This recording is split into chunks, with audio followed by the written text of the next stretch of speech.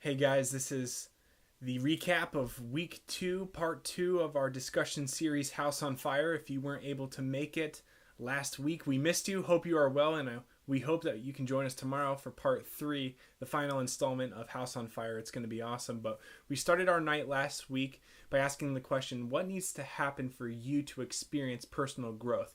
We have this intrinsic desire or need as people to be growing. We don't want to be stationary or stagnant. We want to be growing. We want to be becoming in the best versions of ourselves, and we want to be developing.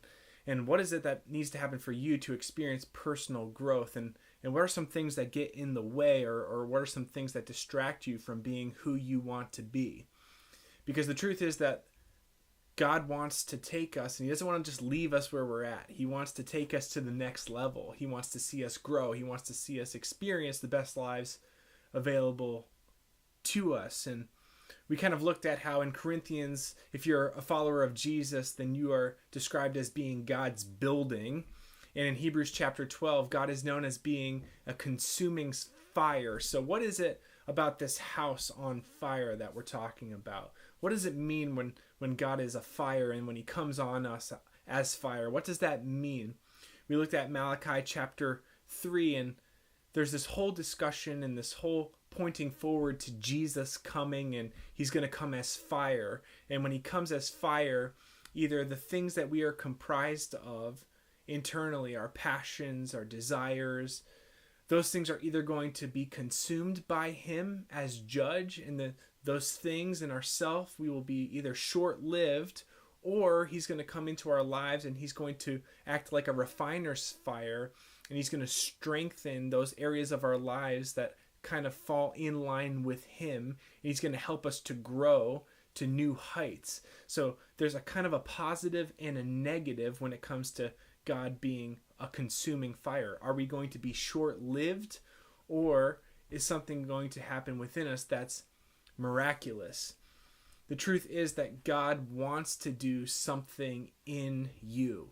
He doesn't want you to remain the same. He wants to come into your life, and He wants to see you become the best version of yourself. He wants to come as a refiner's fire, and He wants to take the good things within you, and He wants to develop those things to His glory and to be used for His kingdom.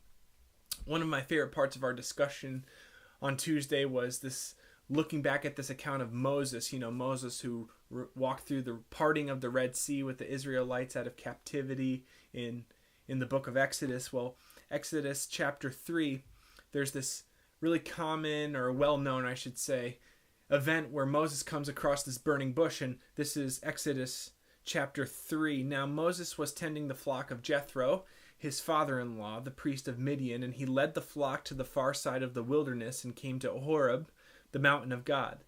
There the angel of the Lord appeared to him in flames of fire from within a bush. Now this is where we really honed in. Moses, he saw that the bush was on fire, yet it did not burn up. So Moses thought, this is a big point here, I will go over and see this strange sight, why the bush does not burn up. The truth is that a bush, when it's lit on fire, it's supposed to be consumed. It's supposed to be short-lived. That's what the norm is. That's what's to be expected. But yet when God came on this fire, on this bush, something miraculous happened. A miracle occurred. And He wants to do the same with our lives. Although we are more on our own to be consumed by the flames who is God, and that we are to be short-lived, He desires to do something miraculous on us and in us and through us. In us, He wants to do something miraculous like a bush on fire.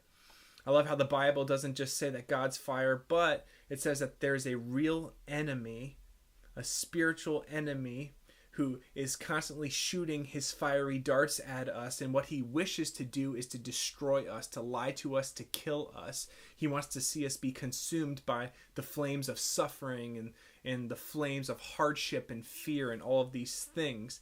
Yet I think it's awesome that we can have a Moses burning bush experience of our own lives, where God can come on us and that He can help us to burn a new kind of fire, where something miraculous occurs, that although we should be consumed by what's happening in life, or the hardships of life, people can look at us and see what God is doing and say the exact same words that Moses said when he came across this miraculous sight of a burning bush, and saying, why the bush not burn up?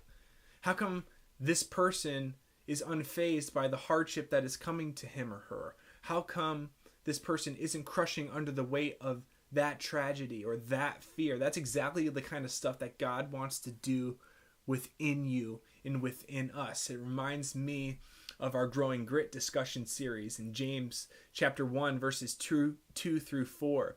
Consider it pure joy, my brothers, when you face trials of many kinds, because you know that the testing of your faith develops perseverance. Perseverance must then finish its work so that you may be complete and mature, not lacking anything. God is trying to get us to that place of not lacking anything. He wants to do something miraculous in you. A house that is on fire for God. What is your personal purpose? What are you on this earth to do? And what do you want to accomplish at the end of your life? What we were discussing is that we need to see God as a fire, and we really have an option. And we had these little cards printed out, and if you haven't gotten one, we can get you one tomorrow.